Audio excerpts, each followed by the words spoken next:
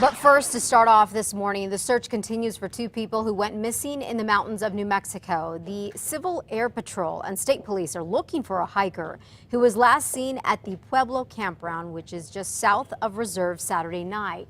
They're also trying to find a man who was last seen last week north of Chama.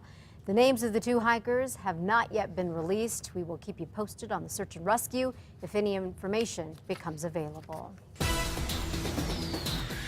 Well, developing now at 5:01, same-sex marriage at the forefront here in New Mexico. Will it become legal all across the state? That is the big question, and the New Mexico Supreme Court is set to hear arguments today in the case, which will ultimately lead to a decision affecting the entire state.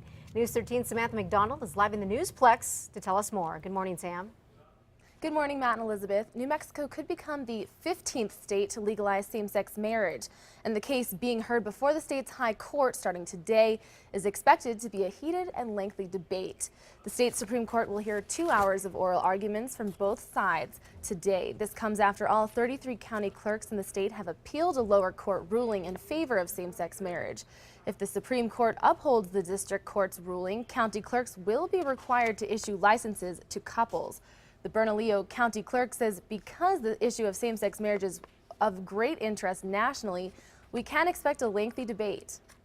When you take it in that greater national context, that's why the Supreme Court is taking this so seriously and wanting to invest so much time in making sure they have all the information and can make a proper decision. Now, don't look for anything to happen too fast. The court may not make a final decision for weeks, possibly even months. Back to you guys.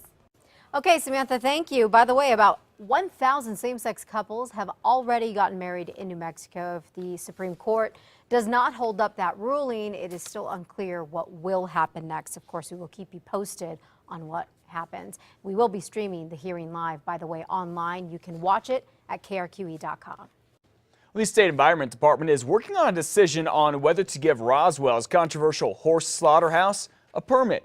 The hearing was held yesterday. It should continue today, we're told, to decide if the department should renew Valley Meat's water discharge permit, a must if the plant is to open. The company argues water discharge for slaughtering horses is no different than water discharge when slaughtering cattle, which is what Valley Meat has done for years.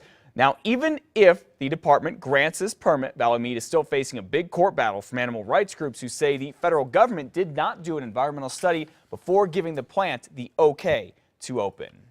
And here is another food recall you need to know about. The USDA says Resser's Fine Foods, company out of Kansas, is recalling almost 23,000 pounds of chicken, ham, and beef products because they could be contaminated with listeria. We've seen a lot of this going around recently. Some may have been sold in Sam's Club or Walmart stores right here in New Mexico recently. These include Chef Solutions White Meat Chicken Salad and Stone Mill Kitchen's Loaded Potato Salad, as well as 5 different Resser's Fine Foods salads. For a complete list of everything that is recalled, head to our website, krqe.com. Look under links. You'll find a link there. No illnesses have been reported in connection with these products just yet.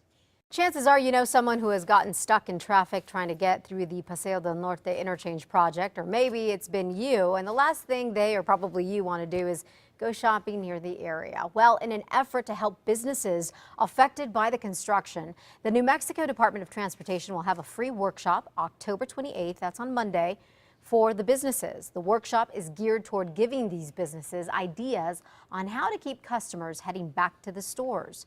The construction project is expected to last through December 2014. By the way, anyone can sign up for traffic alerts at the website paseoi25.com, or we have a link on our website, krqe.com. This is turning into a huge debate. Some teachers at APS and other districts all around the state are now considering going on strike. Last night, hundreds of these teachers and their supporters protested outside Albuquerque's Del Norte High School against new teacher evaluations and other state education reforms. If we feel intimidated by the State Department at this point and by PED, and we can't speak out, how can our students speak out? And if we don't stand up for them, if we don't stand up for students in this state, who will?